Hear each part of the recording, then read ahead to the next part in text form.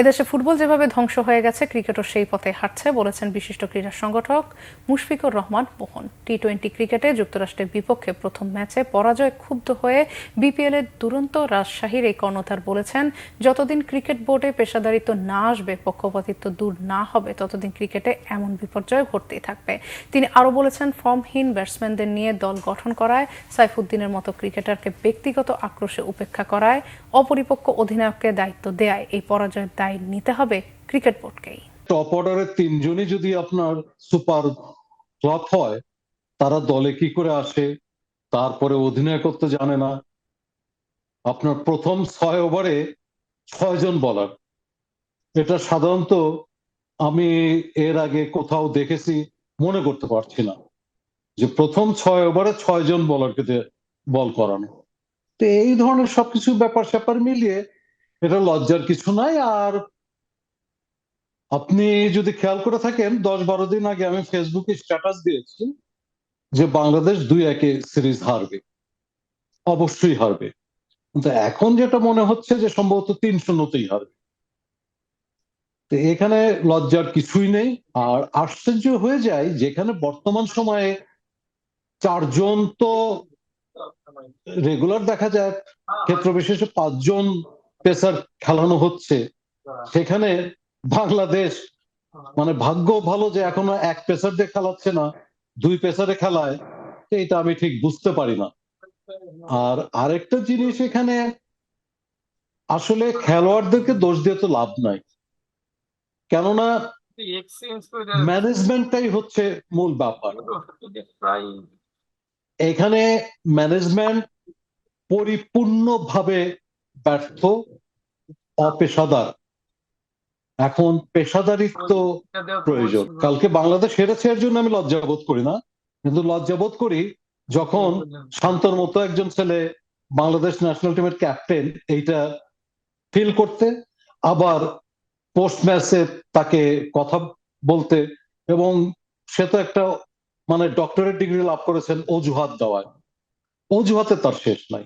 তো এখানে পরিষ্কার যে কোনো না কোনো ব্লেজিং আছে, দ্যাটস ইট, আর কিছুই না। এখন ব্লেজিং যেহেতু আছে, তার ব্যাট চলে না, দল পরিচালনা জানে না, মাঠ সাজাতে জানে না, বোলিং চেন জানে না, তাতে কি যায় আসে? কারণ তার তো ব্যাক এন্ডে কেউ আছে। তো সুতরাং ব্লেজিংটাই সবকিছু। আর একটা জিনিস আপনি খেয়াল করবেন, পেশাদারিত্বের জায়গায় যেখানে মানে আনুগত্যের প্রাধান্য, সেখানে আপনি ভালো কিছু আশা করতে পারেন। সাম্প্রতিক সময়ে সাকিবের ব্যাটিং যথেষ্ট খারাপের দিকে, কিন্তু বোলিংয়ে কিন্তু কোনো সমস্যা নেই। এখন একটা জিনিস আপনাকে খেয়াল করতে হবে, ডেফিনেটলি কখন কোন খেলোয়াড়কে চেঞ্জ করতে হবে, এই জিনিসটা তো অধিনায়ককে জানতে হবে, বুঝতে হবে। আত্মীয়তার কারণে বা আনুগত্যের কারণে শান্ত দলে আসতে পারে, কিন্তু তার জ্ঞান অর্জনের জন্য তো কোনো ট্যাবলেট খাওয়ানো হয় না, সুতরাং সে এটা জানে না। আর মাহমুদুল্লাহ রিয়াদ এরা অকেশনাল বলার, মাহমুদুল্লাহ রিয়াদ তো কখনো বলার না। তো যেহেতু সে ভালো করেছিল, তাকে একসাথে এটেরও তাকে মানে বল করিয়ে ফেলা উচিত ছিল। মানে একটা রিদম, এই রিদমটা নষ্ট হয়ে যাওয়ার পরে মাহমুদুল্লাহ রিয়াদকে আনার কোনো আমি অর্থ খুঁজে পাই না।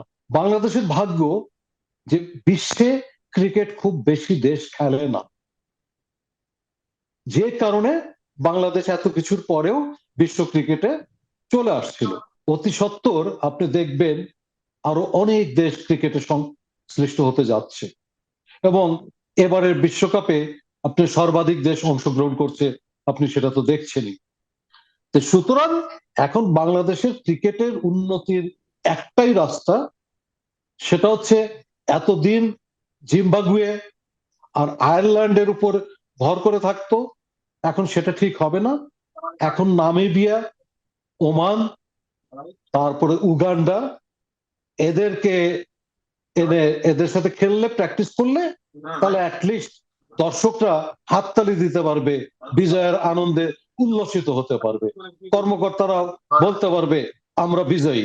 সুতরাং কিভাবে লিটন, কিভাবে সৌম্য, কিভাবে শান্ত, এদের ইনস্ট্যান্ট রিপ্লেসমেন্টের কোনো বিকল্প নাই। সাইফুদ্দিনকে দলে না নেওয়ার একটাই কারণ, সেটা হচ্ছে শুধুমাত্র ব্যক্তি অপছন্দ, ব্যক্তি আক্রোশ। এখন একটা জিনিস আপনাকে খেয়াল করতে হবে, ক্রিকেট খেলা, মাঠে খেলা 11 জন, পিছে খেলে 50-60 জন। 50-60 জন তো আপনি বুঝেছেন, সাধারণ দর্শক তো আর এটা বোঝে না। এখন মাঠের 11 জনের ভিতরে দেখা গেছে 5-6টা গ্রুপ। এমনকি এমন ঘটনাও আছে, বহু প্লেয়ার ঠিক মতো ক্যাচ ধরে না, কারণ আমি ক্যাচ ধরলে ওই খেলোয়াড় উইকেট পাবে, দরকার নাই। এরকম ঘটনা আপনি খেয়াল করলে বহু পাবেন। পাশাপাশি অপেশাদারিত্বের কারণে মাঠের পিছনে যে 50-60 জন খেলে, that means cricket board, team management, সবকিছু মিলিয়ে তারা তো পক্ষপাত দুষ্টে দুষ্ট। যতক্ষণ দুটো জিনিস দূর না হবে, পক্ষপাত দুষ্টতা দূর না হবে এবং পেশাদারিত্ব না থাকবে, বাংলাদেশ ক্রিকেট আরো গহীন তলে তলাবে। এবং সেই দিন খুব দূরে নাই, বাংলাদেশের ফুটবল যেমন ধ্বংস হয়েছে, বাংলাদেশের ক্রিকেট কেনিয়ার মতো একসময় নির্বাচিত হবে খুব শীঘ্রই। এখন যে জিনিসটা হচ্ছে, শুধুমাত্র অর্থনৈতিক নিশ্চয়তাটা আইসিসিতে পাচ্ছে বলেই বাংলাদেশ ক্রিকেটটা টিকে আছে। 4 বছর কোন ডিএসএ ক্রিকেট লিগ নাই, আপনি কি করে ক্রিকেটারকে তুলে আনবেন? দেন আপনার লোড ম্যানেজমেন্টের প্রবলেম হয় যদি কেউ আইপিএল এ খেলে, কিন্তু সব খেলোয়াড় যদি আবাহনীতে খেলে তখন কিন্তু লোড ম্যানেজমেন্টের সমস্যা হয় না। এমনকি জাতীয় দলের ক্যাম্প বাদ দিয়ে আবাহনীতে খেলতে আসে। আমি নিজে সারা জীবন আওয়ামী লীগ করেছি, কিন্তু তার অর্থেই না যে আমি অন্ধের মতো এই ধরনের কোন সিদ্ধান্ত নেব। এটা পক্ষপাত দুষ্টে দুষ্ট। সুতরাং আমি যখন অন্যায় কাজ করছি, তখন আমাকে আরো 10টা অন্যায় কাজকে সহ্য করে যেতে হবে, এবং তাই হচ্ছে। ডেফিনেটলি এখন ক্রিকেট পুরো মাত্রায় আমি মনে করি পেশাদার লোকদের হাতে যাওয়া প্রয়োজন, যার কাজই হবে শুধু ক্রিকেট। এমনকি সে কোনো ব্যবসায়ী, মন্ত্রী, এমপি কিছুই হবে না।